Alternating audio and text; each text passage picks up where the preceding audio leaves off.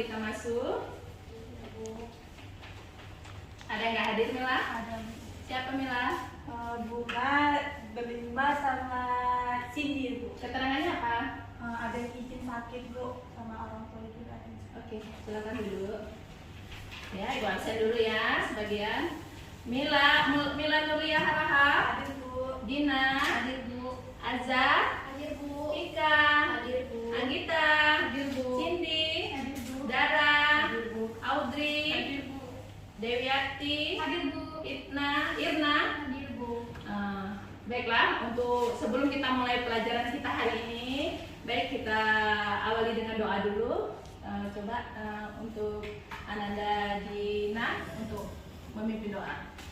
Sebelum kita memulai perkuliahan pada hari ini, ada baiknya kita memanjatkan doa terlebih dahulu. Doa dimulai.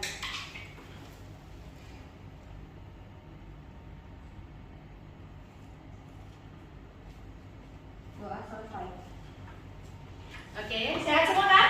Sehat, Bu. Oke, kita mulai dengan materi kita hari ini ya, masalah analisis masalah kesehatan. Gimana sih metode analisis masalah kesehatan? Udah tahu semua ya, karena kemarin kan kita udah belajar ya. Dan hari ini juga kita akan membuat kelompok. Kalian akan membuat masalah, kita akan bagi 3 kelompok ya. Nanti setelah Ibu menjelaskan ya.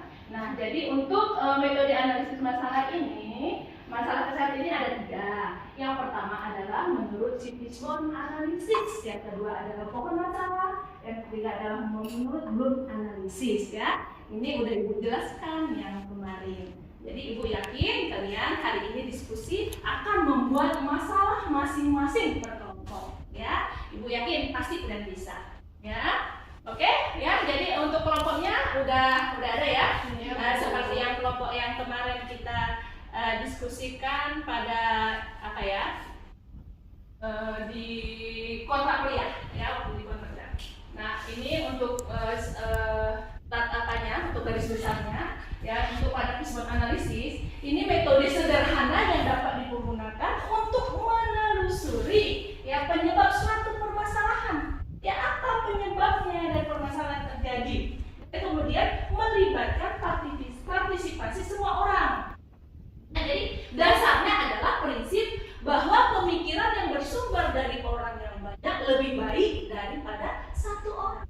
Ya, jadi sumber itu dia dari orang banyak, bukan satu orang ya. Inilah menurut si Fishbone ya. Jadi kan tadi ada 3 ya, ada 3 ya. Ini Ibu hanya memanaskan aja untuk kita melanjutkan diskusi.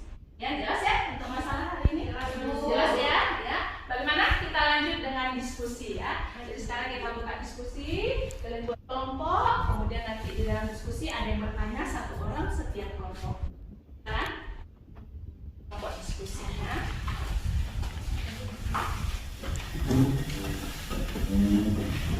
Terserah ya, kalian mau ngambil apa ya? Boleh Fishbone, boleh pohon masalah, boleh dulu. Yang mana terserah kalian ya. Oke, lanjut ya, silakan. Jangan lama-lama ya nak. Oke, yang udah siap silakan untuk memaparkan. Yang udah siap silakan. Oke. Udah selesai? Udah bisa? Akan bagaimana masalah yang kalian analisis?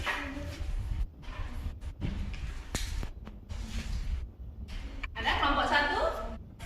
Udah bisa mulai? Kelompok 1? Mana? Ayo.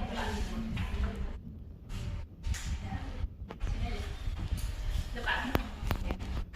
Baiklah, sebelumnya kami dari kelompok 1 akan menjelaskan analisis masalah berdasarkan pendekatan HL Bloom, yaitu masalah tentang hipertensi.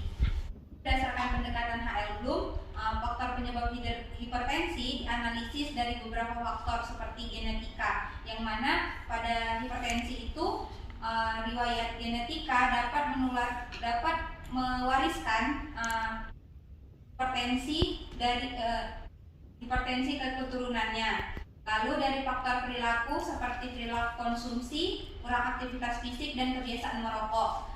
Lalu dari faktor lingkungan, yaitu dari sosial budaya masyarakat yang cenderung lebih suka mengkonsumsi makanan berlemak atau asin. serta dari faktor pelayanan kesehatan yaitu sarana dan prasarana yang mana kurangnya deteksi dini terhadap penyakit hipertensi dan keaktifan kegiatan posyandu. Jadi kalian kelompok 1 mengambil masalah hipertensi ya, untuk hipertensi. Nah kemudian barangkali ada yang bertanya, silakan. Hanya satu pertanyaan aja ya. Ada yang bertanya, silakan. Iya. Baik, di sini kami dari kelompok 3 ingin menanyakan kepada kelompok 1. Bagaimana proses perencanaan evaluasi yang kelompok lakukan dalam kasus permasalahan hipertensi? Baiklah, saya akan menjawab pertanyaan dari Aza. Yang pertama yaitu melakukan perencanaan itu dengan analisis masalah. Salah satunya dengan membuat pohon masalah atau fishbone seperti yang sudah dijelaskan sebelumnya. Kemudian menentukan prioritas akar masalah. Lalu kemudian membuat rencana program sesuai dengan akar masalah yang ditemukan tadi. Lalu tindakan intervensi dan yang terakhir adalah dilakukannya evaluasi untuk melihat sejauh mana program itu berhasil untuk mengatasi masalah hipertensi. Bagaimana? Masih jelas? Dari kelompok 1 sudah jelas dan selesai.